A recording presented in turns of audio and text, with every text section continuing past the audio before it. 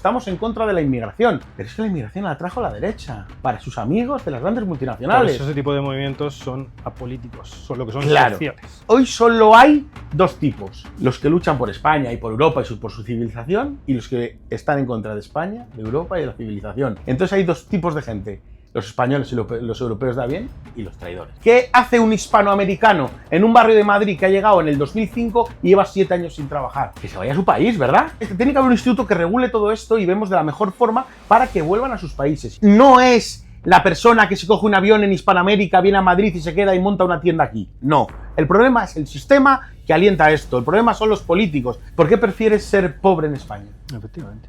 a ser rico en tu patria? Creo que el voto no sirve absolutamente para nada. ¿En España o en general? Bueno, creo que en general.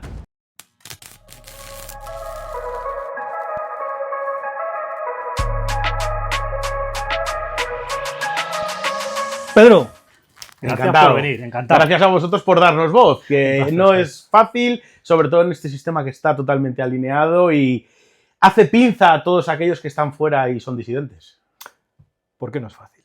Cuéntame. Pues al final no es fácil porque los grandes medios de comunicación, las grandes multinacionales, los partidos políticos, las ONGs, luego vamos a hablar de todo esto, los sindicatos, subvencionan a sus propios voceros, que son los que salen en la televisión, en algunos medios de internet que están con el poder, para que la verdadera disidencia, la calle, porque cada día es más la calle, no pueda tomar voz y pueda tomar parte en esta guerra que es encubierta, pero realmente es una guerra. Vale. Vamos a contar un poquito de dónde vienes, qué eres, de qué representas, ¿no? ¿Qué representas? Bueno, eso dicen en lo que represento. Eso Sí, dice, sí. exactamente. Eso ya es una buena introducción, ¿no? Pero a ver, entonces, cuéntame un poquito, tú eres de la plataforma... Bueno, soy el representante, portavoz de la Plataforma por la Remigración y la Reconquista. Soy Pedro, tengo 37 años y yo empecé a militar en política pues cuando tenía 14 o 15 años, que lo veo como algo lejano pero a la vez cercano, porque yo recuerdo que con 14, 15, 16 años ya hablábamos de muchos problemas, pero entre ellos el problema migratorio. Y hoy te vuelves 20 años al 2026 y te das cuenta de que tenías razón. Una persona que tiene unos cuantos años más que yo me decía también: nosotros hace 35 años hablábamos del problema migratorio y yo pensaba que estábamos equivocados. 35 años después me he dado cuenta que teníamos absolutamente la razón. Pero el paradigma de unos 10 años para acá, puede ser con la irrupción de Vox o con el hartazgo de la gente, ha hecho que en la calle haya un debate que no había. Hay el debate de la inmigración, si es buena, si es mala, si la queremos, si no la queremos, qué efecto conlleva en nuestro país y todo este tipo de cosas que nosotros tenemos que tomar parte, pero tenemos que tomar parte fuera de los cánones establecidos, porque al final veía una campaña del Partido Socialista en la que hablaba de la prioridad nacional, evidentemente de su prioridad nacional. La prioridad nacional de un político nunca será la prioridad nacional del pueblo. Eso para Absolutamente no, pero además del Partido Socialista, pero hablaban de eso. más aún. Imagínate si el debate tiene que estar en la calle para que el Partido Socialista hable de Sí, eso. claro, efectivamente. Es que es verdaderamente increíble. Y ahí estamos nosotros porque hoy tenemos que dar una batalla que tiene que ser cultural, social y política, porque no puede ser política solo en sí mismo.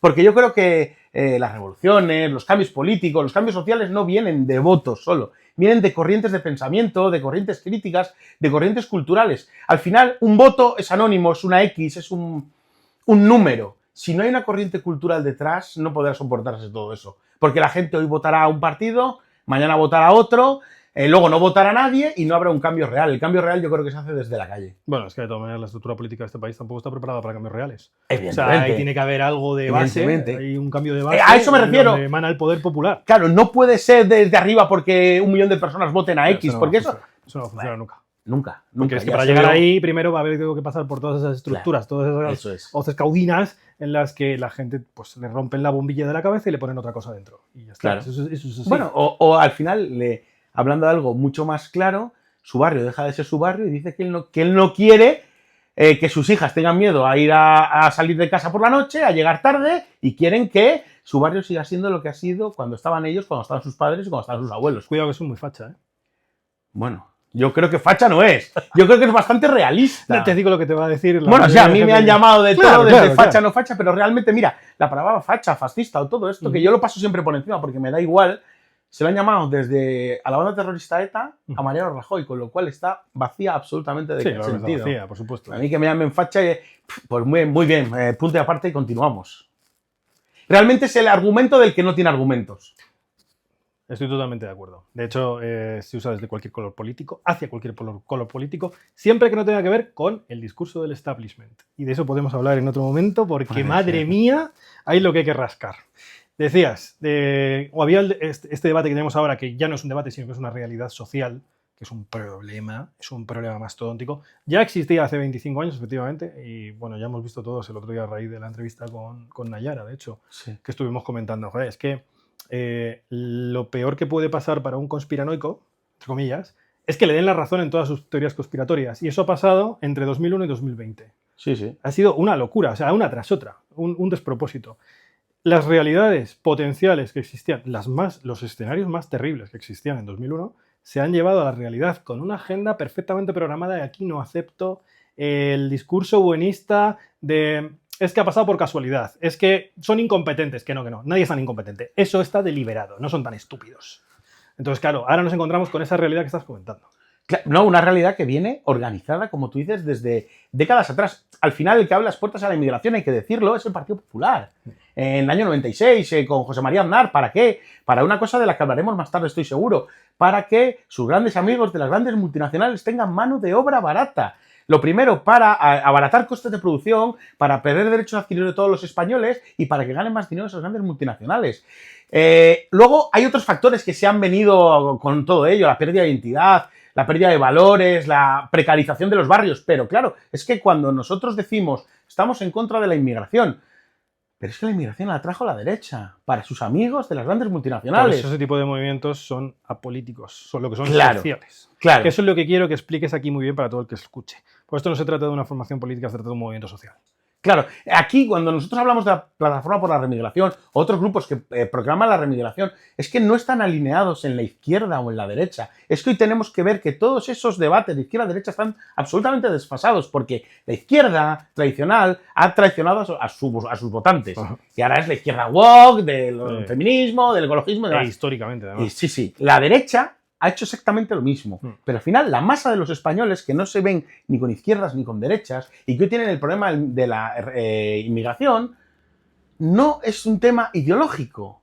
Porque un tema ideológico podemos hablar de organización del Estado, de monarquía o república. No, aquí se trata de subsistencia. Sí. Se trata de subsistencia y de que España está desapareciendo como nación. Sí. Y entonces, claro, ahí todo se iguala. Y yo puedo poner ejemplos curiosos como es el ejemplo de Casturdiales, donde hacemos una manifestación contra el centro de Menas, que lo hace la gente del pueblo, no lo hacemos nosotros, y es muy curioso ver cómo hay el concejal de Vox, el Frente Obrero y la Plataforma por la Remigración y la Reconquista. Esto te dice que todo se ha igualado. Yo puede que no esté de acuerdo con el concejal de Vox, que estoy seguro que no estoy de acuerdo en la mayoría de las cosas. Puede que no esté de acuerdo con la gente del Frente Obrero, que estoy seguro que en muchas cosas no estoy de acuerdo con ellos. Pero estamos todos en el mismo sitio. Y esto denota algo, un paradigma que ha cambiado, claro. que ha cambiado. Y que los que protestan es la gente del pueblo. No protesta el politicucho de turno con la boca pequeña, no. Es la gente a la que luego la están haciendo fotos en su trabajo, le están señalando sus trabajos, la gente del pueblo, gente de la extrema izquierda más rancia. ¿Para qué? Para desacreditarlos socialmente, para meterlos en el vertedero político y en el vertedero social. Y esto es lo que están haciendo con gente hoy allí.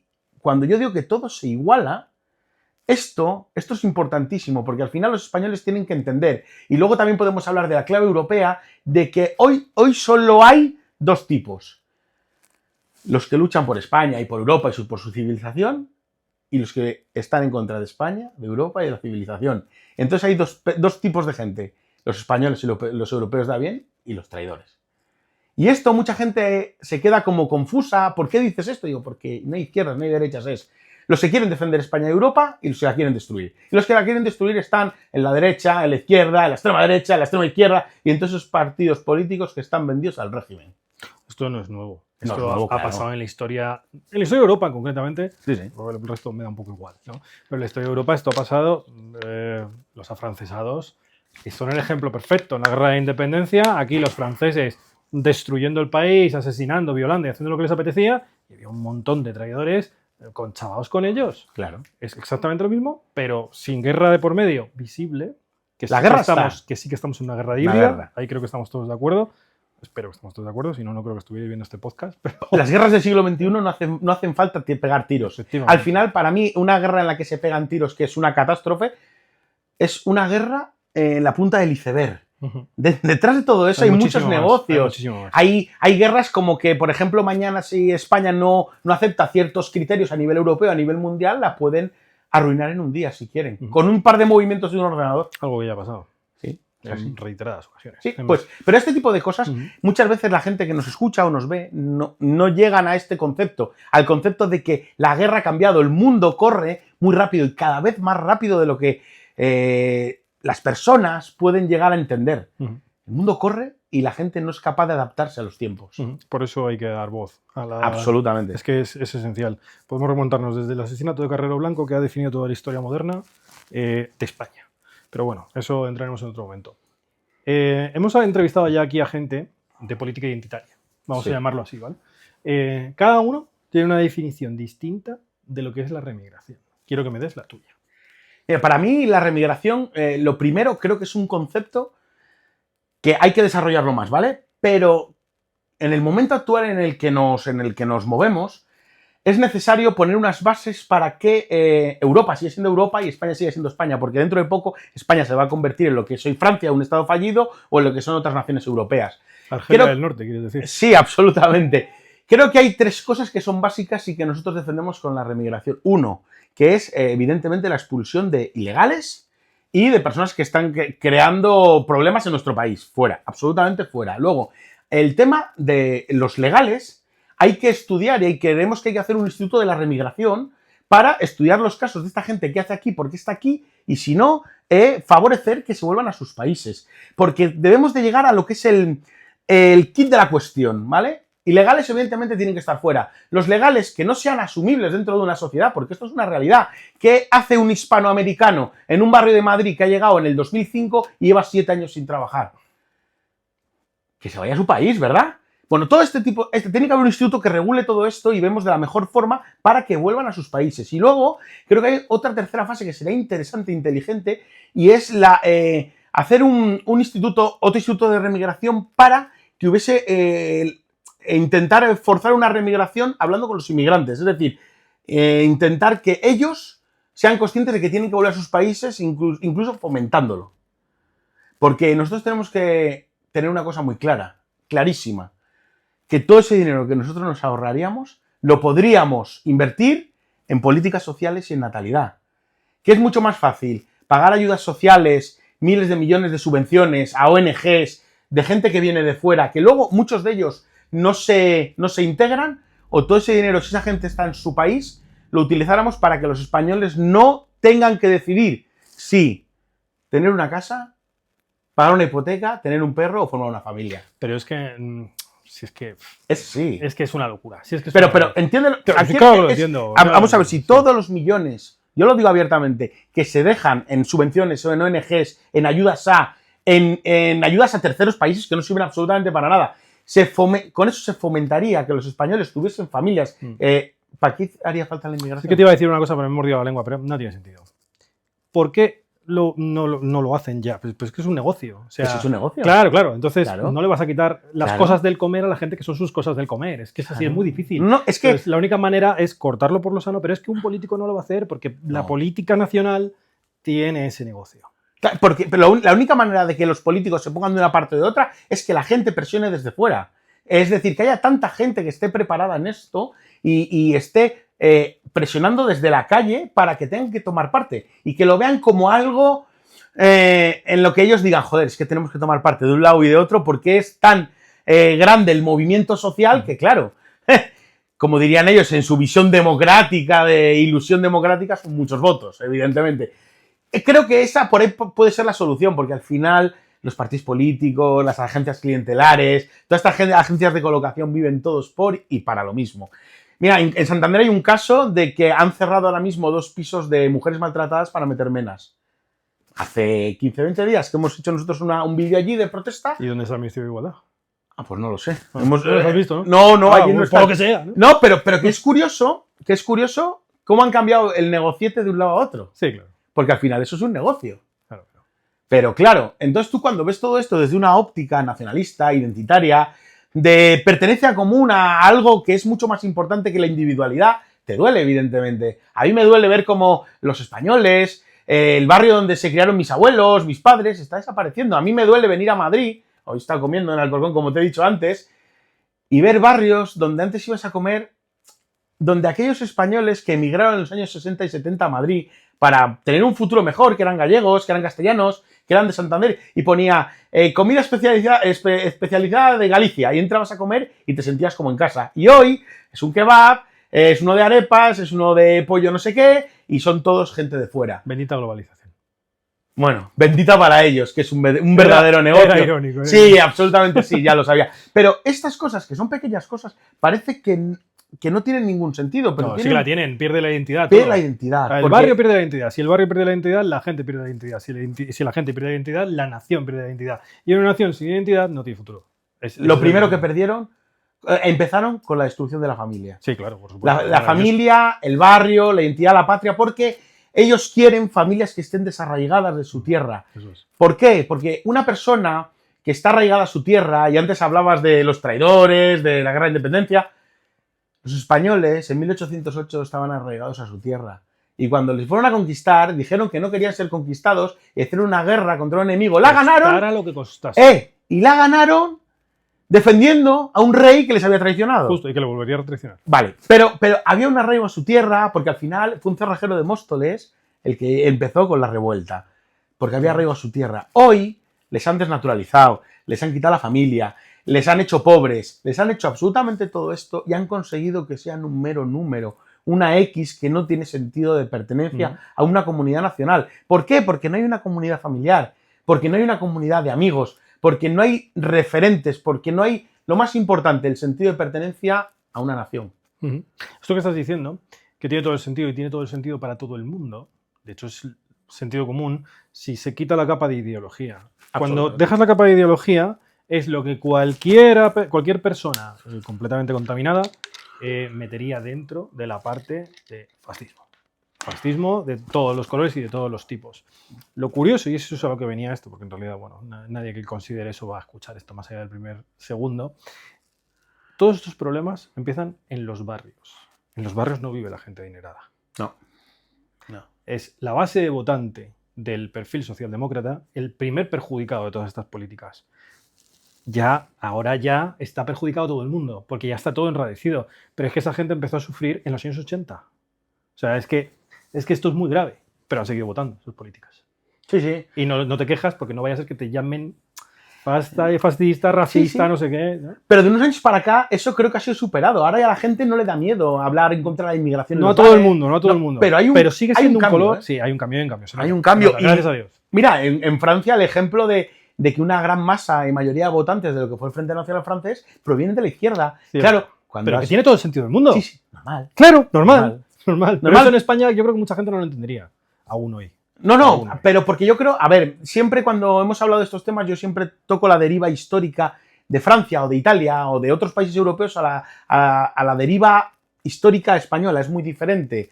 En el siglo XX ha sido muy diferente, con lo cual España, digamos, que está, vamos a decir, atrasada, pero no es la mejor palabra, 40 años. Lo que ellos están viviendo en Francia es lo que nosotros viviremos dentro de 20, 30, 40 años. Entonces, claro, debemos de pensar siempre con esa visión. Hoy cuando tú ves noticias de Francia de que están ganando inmigrantes musulmanes siendo alcaldes en los ayuntamientos, en Reino Unido, pero es que en Francia están diciendo a los blancos que se vayan y que vamos a hacer políticas contra los blancos. Y no te quejes. No te quejes. Que vas a la cárcel. No, claro. En el Reino Unido te detienen por eso. Claro, tú tienes que irte a la montaña solo con tus hijos y espera que no vengan los del Resident Evil, Claro, que no me parece mal. Es un buen trato, ¿no? Es un buen trato. Pero luego pasa lo que ha pasado en Alemania, que el giro alemán ahora, de repente todos los anuncios, y en Canadá, todos los anuncios de reclutamiento del ejército, de repente son todos hombres blancos. Claro. Ahí ya no hay integración racial, ahí no hay tal, ahí no hay cual. Y ahora quieren todos alemanes étnicos de los campos y de las granjas. Curioso, ¿no? Qué curioso, qué irónico todo. Bueno, pues y qué conveniente también. Todos a morir a Ucrania. Venga, qué conveniente. Porque la sociedad multicultural es una mentira. Es una mentira. Pero es que es una mentira por el hecho ya más biológico. Es que ya no hay que hablar de racismos, de xenofobias, de idioteces de demócratas, porque es así, porque son de idioteces. Es que una persona que es blanca, europea, se junta con los suyos. Y una persona que es negra se junta con los suyos. Y una persona que es árabe se junta con los suyos. Por una cosa coherente y consciente de Tienes una base identidad, común. Claro. de lengua, de religión, Eso es. de tradiciones. Es que no estamos hablando de algo que sea muy raro, es que es como juntar agua con aceite. Y de hecho lo hemos podido ver ahora, hace 100 años, hace 200, Claro. hace 300, hace Y 400. dentro de 100 pasará. Y si vas a lo que son los animales en un bosque, es exactamente lo mismo. O sea, que es que no, que cuando nosotros hablamos de que el paraíso multicultural ha fracasado, es porque tiene que fracasar, porque no hay otra opción a que fracase. Y lo podemos ver en países que, bueno, que hasta hace poco eran de dominación de europeos, como era Sudáfrica, y que nunca llegaron a mezclarse ni a quererse. Y cuando los blancos han salido de allí, pues todo aquello ha cambiado. Estado fallido, directamente. Claro. Pero nunca se han juntado. No, es imposible. Es imposible. Y yo lo veo normal. Sí, el mejor ejemplo yo creo que es Rhodesia. En la lucha Sí. por el Zimbabue global todos somos rhodesianos. Sí. Y eso es una verdad de libro. Pero bueno, vamos a irnos un momento a los orígenes del movimiento. Vale, quiero que nos lo cuentes un poco. Que surge de Italia, cuenta un poquito. Sí, esto surge hace un par de años de Italia, de varias formaciones extraparlamentarias italianas, que ellos lo quieren exportar o hablan con diferentes organizaciones a nivel europeo porque creen, como yo también creo, que hoy la lucha ha traspasado fronteras de estados nacionales y que Europa, como su cosmovisión, tiene que defenderse junta. Porque, por ejemplo, y para dar unas pinceladas, hoy la inmigración que entra por el sur de Italia o por el sur de España puede terminar en un gueto de París, en Bélgica, en Dinamarca o en Alemania. Y nosotros consideramos hace un año o así, después de hacer unas acciones conjuntas, de que teníamos que traerlo a España, por esa visión de lucha común de todos los europeos. En Italia llevan 2 años rodando, creo que el 13 de junio se hace una manifestación muy importante en Roma. Roma es un paradigma porque me comentaron que en las próximas elecciones municipales se va a presentar un partido musulmán en Roma, que fue faro de la civilización. Tela. Para que la gente se dé cuenta de lo que viene a ser este problema. Pero han conseguido 150.000 firmas para que se lleve al Parlamento. Les han prohibido la entrada al Parlamento italiano porque la izquierda woke, la izquierda alineada con la derecha progre, es que se puede llamar derecha progre, están todos en el mismo barco y no quieren que haya una disidencia. Y me quedo con una frase que les dijeron en la puerta del Parlamento: nosotros representamos a Italia, vosotros representáis a los enemigos de Italia. Esa es una gran verdad. Es verdad. Nosotros representamos a los españoles, ya nosotros no con la plataforma, sino todos aquellos españoles que han decidido que no van a tolerar más esto. Sea la bandera que sea, que no van a tolerar más esto. Y ellos representan al enemigo. Y el enemigo es muy fuerte, evidentemente, pero hay una gran diferencia, que nosotros tenemos la verdad. Ojalá que mañana en Francia o en otros países haya plataformas por la remigración y se pueda trabajar conjuntamente dentro de nuestros medios, evidentemente. No tenemos a la Open Art, a Open Society, a toda esta gente subvencionándonos o siendo los sacos de billetes, efectivamente. Evidentemente, si pueden, nos pondrán palos en la rueda. Un día llegará la Fiscalía del Odio subjetiva, que no te dice lo que puedes decir o no puedes decir, pero te puede llegar la cartita cuando a ellos les interese. Pero bueno, aquí estamos y les esperaremos porque realmente, como nosotros tenemos la verdad, tenemos la fe de que vamos a ganar y lo vamos a hacer. Has dicho algo curioso, voy a rebatírtelo un momento. Has dicho lo que les dijeron en el Parlamento italiano de que era el enemigo de Italia, ¿no? Yo creo que el enemigo de Italia no son, ellos son los tontos útiles. El enemigo de Italia en realidad son los traidores, y volvemos a lo mismo. Es muchísimo peor ser un español o un italiano que facilita esto o que por omisión de acción lo permite, que ser un árabe que inmigra aquí. Mucho más allá de que, evidentemente, bueno, podemos sacar el tema ahora, pero yo no he visto en las pateras a niños y a mujeres. No. Todos varones en edad militar o asaltando la valla de Polonia. No, pero bueno, pero quitando eso, si es que el problema es el que abre las puertas desde dentro, no el que está al otro lado del muro. El problema no es la inmigración como persona. Y eso es una cosa que tenemos que dejar muy clara. Exacto, como el fenómeno. No es la persona que se coge un avión en Hispanoamérica, viene a Madrid y se queda y monta una tienda aquí. No. El problema es el sistema que alienta esto. El problema son los políticos, las grandes multinacionales. Que se benefician de esto. Y que se benefician de esto, y que cobran, y que los meten en sus grandes empresas para explotarlos, y que así pueden destruir los puestos de los españoles, pueden destruir todos los derechos adquiridos hace más de 150 años. No es la persona. En el momento que alguien, como nosotros, ataque solo a la persona, creo que está siendo muy superficial.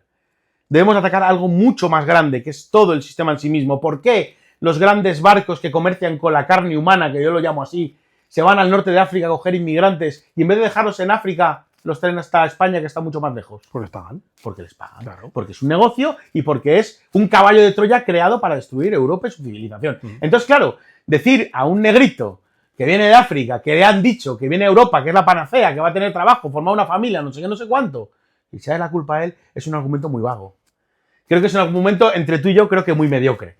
Sí. Creo que es mucho más inteligente y es mucho más ético atacar el sistema, porque realmente la culpa la tiene el sistema. Si nosotros, ¿qué es lo que querría el sistema? Saldríamos todo el día a meternos con el inmigrante, con la persona, con la mora que va con el velo. Estaríamos haciendo lo que ellos quieren. Seríamos una parte más de su juego. Un nuevo tonto útil. Un tonto útil. Efectivamente. Es así, ¿eh? Es así. Y ellos lo tienen muy bien atado. O lo intentan atar muy bien, pero hay una cosa con la que no pueden controlar.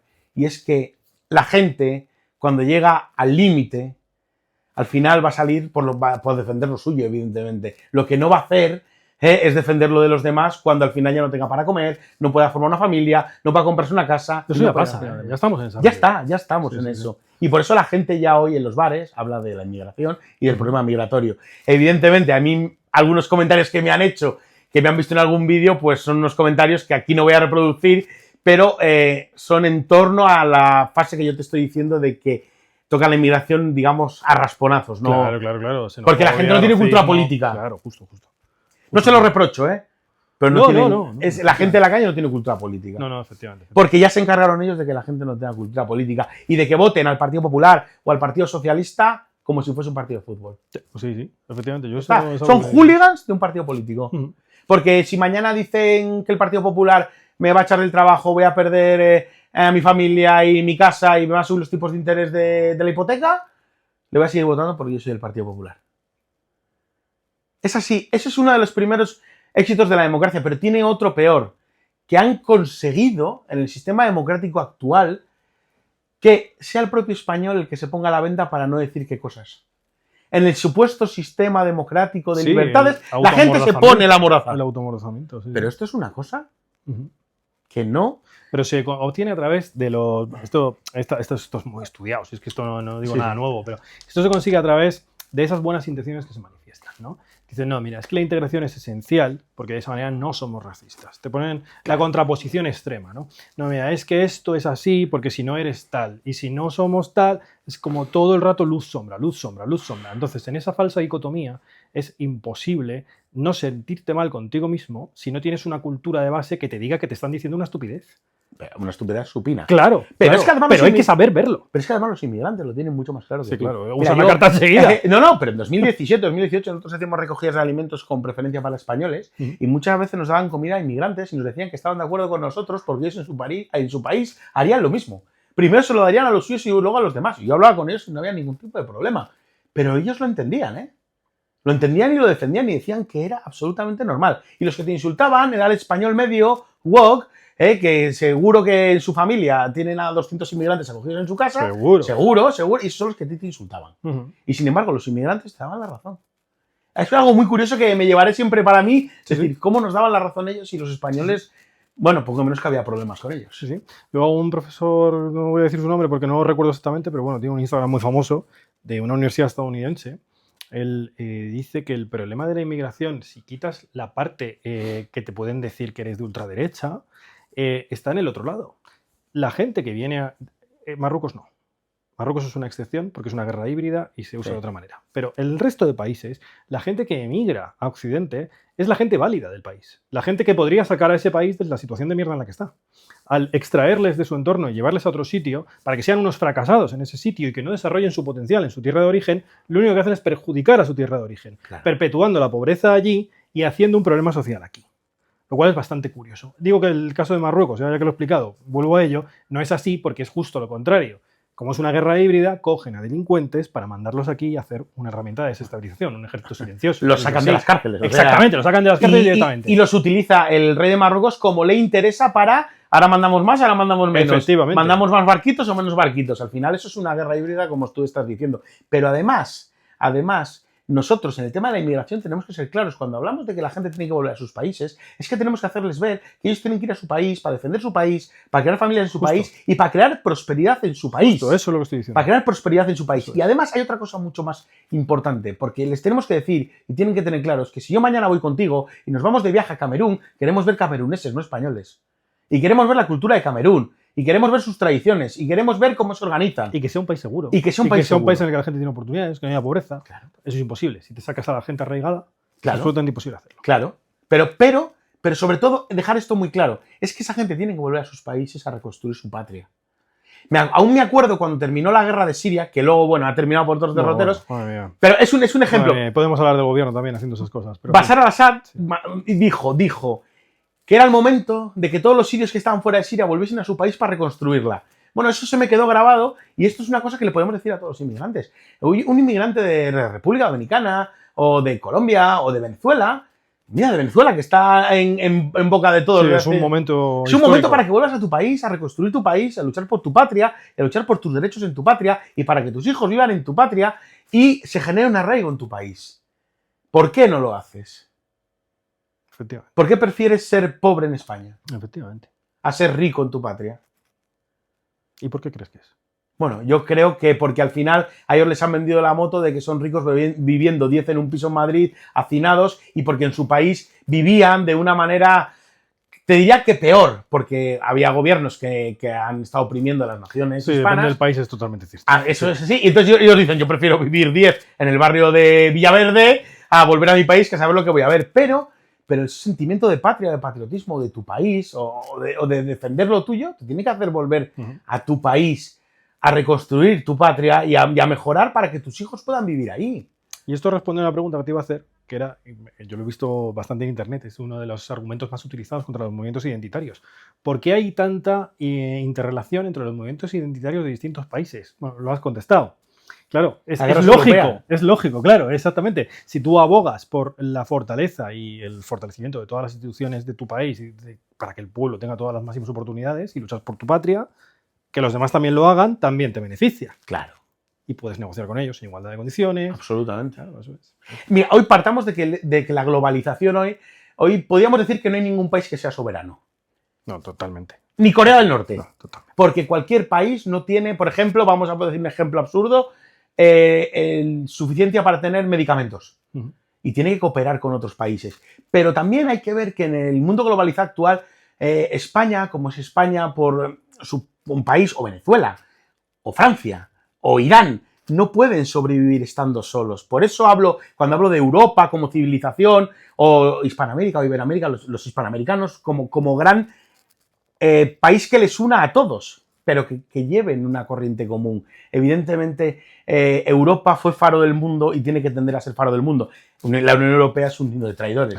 No tiene nada que ver, ¿no? Pero hay que dejarlo muy claro porque igual hay gente que piensa que cuando hablo de Europa, hablo de la Unión Europea. La Unión Europea no es Europa. No, eso es una comunidad de mercaderes que quiere destruir Europa. Entonces, creo que lo que es bueno para nuestras naciones de alrededor y que comparten ciertas cosas y de lucha común, será bueno para nosotros.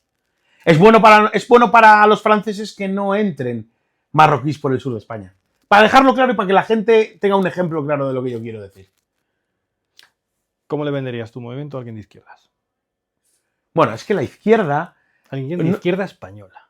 Ya, pero izquierda socialdemocracia española. No, es que la izquierda socialdemocracia española está lobotomizada. Es que por mucho que tú le digas, él no va a cambiar con su discurso woke, pero el discurso woke, LGTB, su discurso de todo lo progre, guay y demás. Todo esto cambiará cuando les afecte a ellos. Eso te iba a decir, sal a la calle. ¿No? Cuando les afecte a ellos. Sal a la calle. De hecho, hay algunos programas, ha visto a gente mayor que dice, yo votaba al PSOE de toda la vida, pero es que me han ocupado la casa y ahora voy a votar a otros partidos. Claro. ¿Por qué? Porque ellos, los socialdemócratas, son individualistas. No hablan de España. El nivel colectivo. El nivel colectivo. Porque no les interesa. Porque ellos son agentes de la destrucción de todo esto. Entonces, nosotros creo que no debemos de perder tiempo en gente que hoy está lobotomizada. Hay una gran masa de gente que no está tan ideologizada a la socialdemocracia, a todo este tipo de cosas, que no tiene una ideología política marcada, porque al final los que votan PP-PSOE es un porcentaje que si van a votar el 50% es el 20% del 50%, la gran masa no va a votar. Creo que esa gran masa que no va a votar, que ni le interesa, es la que el día de mañana puede hacer grandes cambios. A través del voto. No. A través de la presión fuera de la democracia. Creo que el voto no sirve absolutamente para nada. ¿En España o en general? Bueno, creo que en general. Sinceramente, desde que en América ponen y quitan presidentes, hasta que en Europa, si no te interesa... Bueno, el mayor ejemplo lo tenemos hace unos años en Grecia, con el Partido Comunista griego que ganó unas elecciones que decía que iba a hacer, que no iba a hacer, que no. En cuanto ganó las elecciones, a las órdenes de la Comunidad Económica Europea. Y no pasa nada. Felipe González, OTAN no bases fuera.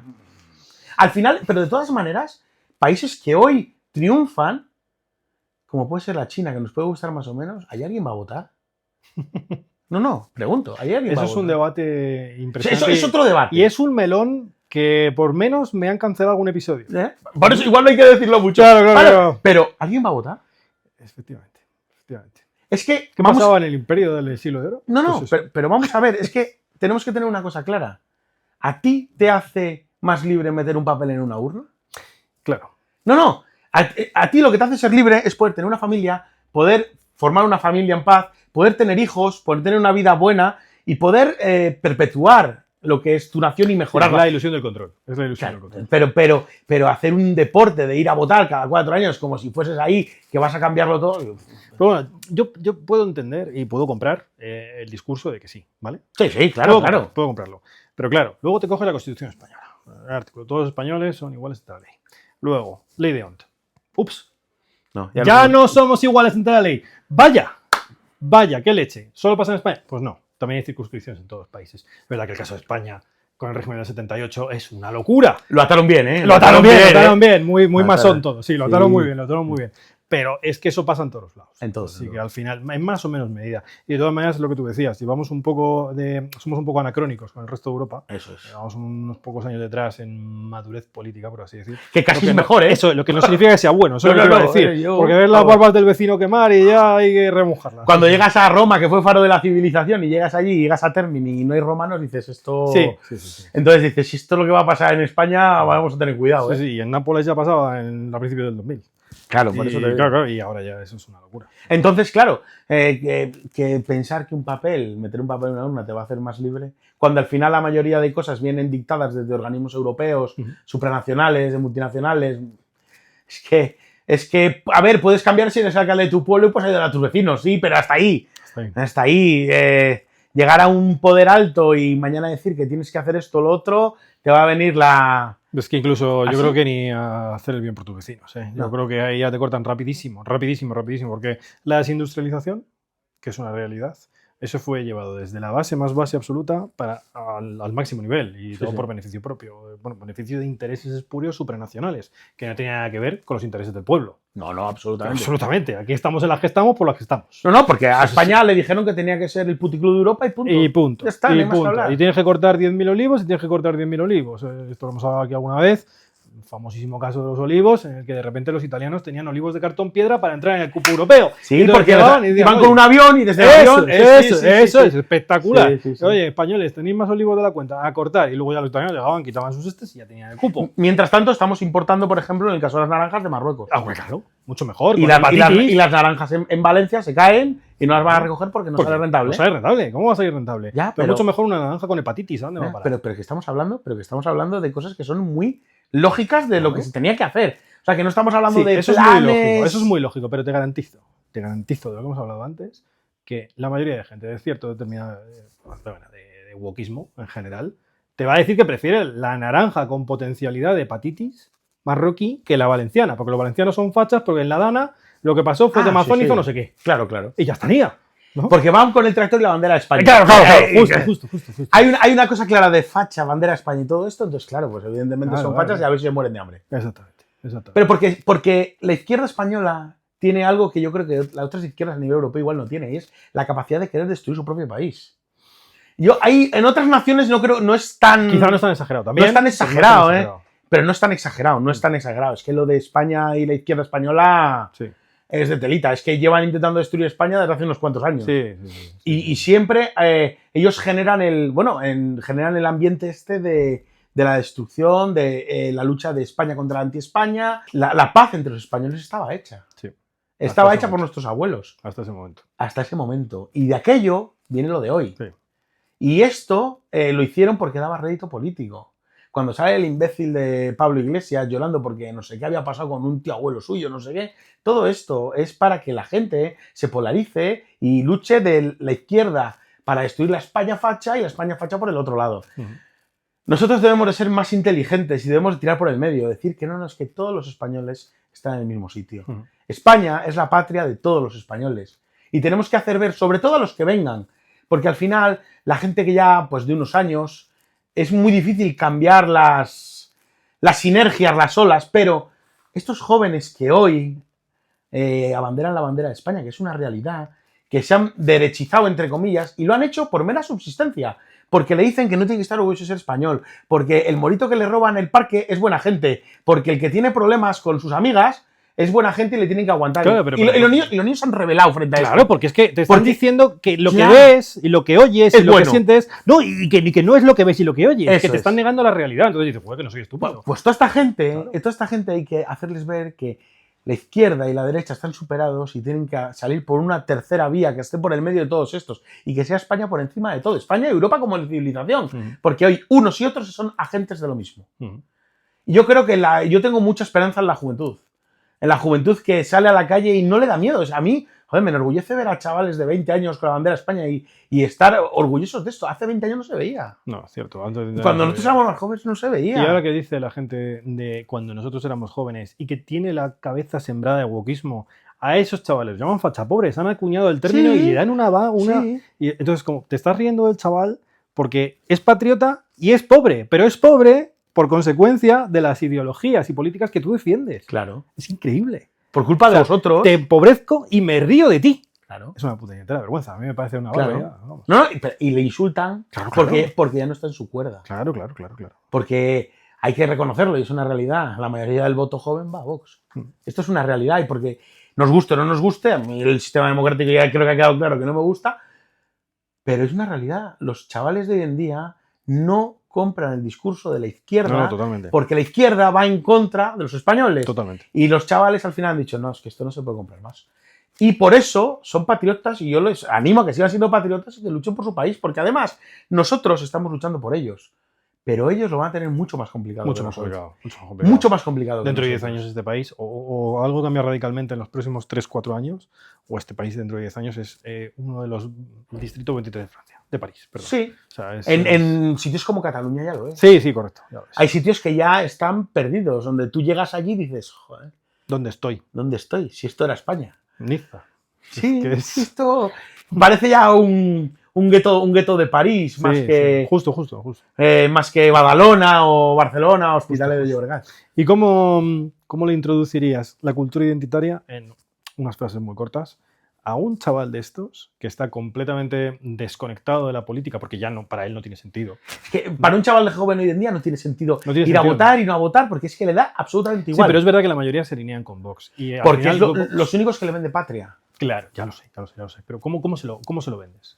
¿Qué le explicas al chico para que entienda que hay una tercera vía? Pero lo primero que tenemos que hacer ver a los jóvenes, hay una cosa que es importantísima, que patria es la herencia de nuestros padres y que nosotros somos unos eslabones y que somos unos baluartes de algo que nos han legado nuestros abuelos, nuestros tatarabuelos. La llama. Aquellos que conquistaron América, los que defendieron Covadonga, tantas cosas. Todo esto se lo tenemos que vender a los jóvenes como que son partícipes de una causa común.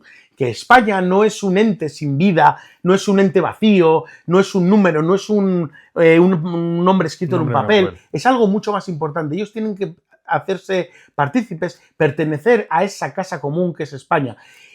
Sobre todo porque es su patria. Porque así van a poderse defender mejor, defender su patria de todos aquellos agentes que quieren destruirla. Las izquierdas, las derechas, los woke, toda esta gente que quiere destruir España porque quiere destruir también a los jóvenes y quiere destruir la civilización. Y tienen que entender que solo defendiéndose siendo patriotas y siendo valedores de aquello que nosotros les vamos a legar a nuestros hijos, podrán legárselo a sus hijos.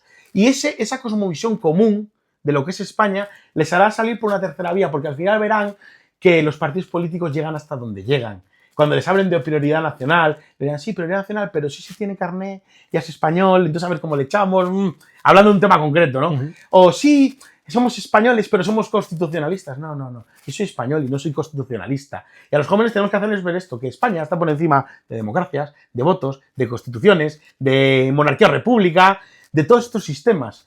Y solo se les puede ver por la herencia, se les puede hacer ver por la herencia de la sangre. Yo lo tengo clarísimo. Por lo que fuimos, por lo que son tus padres, por todo aquello, cultura, tradiciones, lengua, religión, por todo aquello que tienen que legar a sus hijos. Por ese sentido de trascendencia. Yo creo que por discursos baratos, vacíos, por discursos de banderita ya no sirve. Es casi mejor que no saques la banderita, pero se sintiesen patriotas. Porque hay mucha gente que saca la banderita para usarla. Y la bandera de España es mucho más importante y es mucho más seria que utilizarla. Bueno, no olvidemos que lo ha llegado a usar Pedro Sánchez en mítines. Sí, pero bueno, ya no hablo de Pedro Sánchez. No, digo en general. Pero creo que me entiende lo que... Yo te entiendo perfectamente, pero quiero dejarlo claro. Sí, el concepto de... tú puedes enarbolar la banderita de España para ser un patriota español mientras estás vendiendo tu país a los entes supranacionales. Entonces, ¿quién es el patriota? El patriota es el señor que tiene una familia de 45 años, que tiene mujer, tiene sus 2 hijos y se levanta cada día a las 7 de la mañana para que su pequeña y mediana empresa salga adelante, es autónomo y para tener sus hijos, pagar su casa y legarle algo a sus nietos. Eso es un patriota. Un patriota no es el que levanta la banderita. Hay que tener mucho cuidado con esto y dejarlo bien claro, porque mucha gente se queda con la parafernalia. Y no, hay que volver al ejemplo. Y el ejemplo, para mí son mucho más patriotas, todos estos que yo te digo. Gente pobre, gente de una clase media que ya no existe, que están todos los días saliendo a la calle para trabajar, para formar una familia y para legar algo a sus nietos. Ya no a sus hijos, sino a sus nietos. Esos son patriotas para mí. Vamos a recordar lo de Castro Urdiales para cerrar y luego cerramos con un final. Bueno, Castro Urdiales, el día 21 de junio habrá una manifestación, concentración en el Ayuntamiento de Castro Urdiales, ya se han hecho varias. Es algo muy curioso. Les iban a abrir un centro de menas y la gente del pueblo... Como en tantos otros sitios. Como en tantos otros sitios, pero en tantos otros sitios, en unos sitios no se dice, en otros sitios la gente no hace nada, y aquí decidieron tomar parte. Pero es muy curioso porque no tomaron parte políticos, no tomaron parte Vox, no tomó parte el Partido Popular, no. La gente de la calle, la gente con sus familias. A mí me causa verdaderamente admiración ver cómo son familias, señoras... Gente de la calle que tú les verías y en ningún momento podrías pensar y verles cantar lo que yo les he visto cantar, ayudas sociales para los nacionales y fuera menas de nuestros barrios. Esto te da cuenta que todo ha cambiado.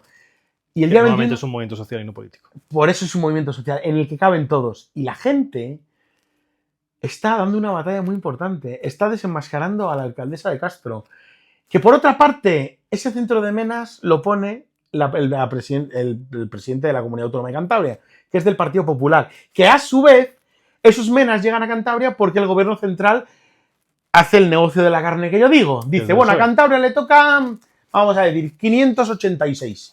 Y entonces la alcaldesa del Partido Popular, la presidenta del Partido Popular, la señora Buruaga, dice, bueno, pues como me han tocado 586, que es un ejemplo, yo los voy a poner donde más porcentaje de voto socialista hay. ¿Vale? Y llega y pone un centro. Qué barbaridad, ¿ves? Nuevamente usar a eso como arma política. ¿Vale? Y les ponen en el centro de un pueblo que se llama Cartes, que tiene un porcentaje de voto socialista. Bueno, la gente del pueblo arde en cólera, la alcaldesa socialista no sabe qué decir, y luego, ¿cuál es el porcentaje de voto más grande en Cantabria del segundo ayuntamiento? Castro Urdiales. ¿Qué pasa? Que la alcaldesa del PSOE, sí, por supuesto, nosotros somos adalides desde la integración. Claro, nuevamente, la clase política separada de la realidad de la calle. De la realidad de la calle. Totalmente. ¿Y qué hace la gente? Defenderse de eso. Pero no se defienden con partidos políticos, se defienden siendo gente de la calle. Es que es admirable ver cómo al final los que protestan son la gente del pueblo. Nosotros vamos allí a apoyarles, pero los que tienen que protestar y los que tienen que hacer son la gente del pueblo. Y es muy curioso que, como siempre, los que vienen a hacerles contramanifestaciones son la gente del capital. Vaya. La extrema izquierda. No podía saberse. Allí estaban enfrente. ¿Para qué? Porque no va a haber un problema físico. Para deslegitimar las protestas con la siempre dicotomía el fascismo ultra ¿no? Con la extrema izquierda. Cuando tú vas allí, yo te prometo que si tú vas allí y ves a la gente de tu barrio, sí, de toda la vida. La señora Paga y el tío Antonio. El de la frutería, el de la tienda de no sé qué, que son los que están diciendo que no quieren. El ciudadano de a pie. El ciudadano de a pie. Y esto lo digo siempre porque es muy curioso y así animo a la gente de los barrios, sea de donde sea, de Santander, de Madrid, de donde sea, y cuando quieran montar un centro de menas, aquellos políticos que viven alejados de la realidad protesten de la manera que puedan y sobre todo que digan lo que yo digo muchas veces. ¿Por qué no ponen el centro de menas en un barrio de ricos? ¿Por qué? Oye, tú tienes que poner un centro de menas, me parece muy bien. Yo vivo en Santander, ponlo en el Sardinero. Te explico por qué. No, pero no, yo lo sé por qué. Ah, vale. Ponlo en el Sardinero. Sí. Pero ponlo al lado del Hotel Real. Cuéntalo a la audiencia, por favor. Porque ahí es donde viven ellos. Eso es punto número 1. Ahí está. Punto número 2. Están completamente desligados de la realidad de la calle. Porque son los barrios de ricos y ellos, la gente lo tienen que meter en los barrios de los trabajadores. Y allí es donde los meten. Y yo siempre se lo digo, ¿por qué no lo ponen en un barrio de ricos?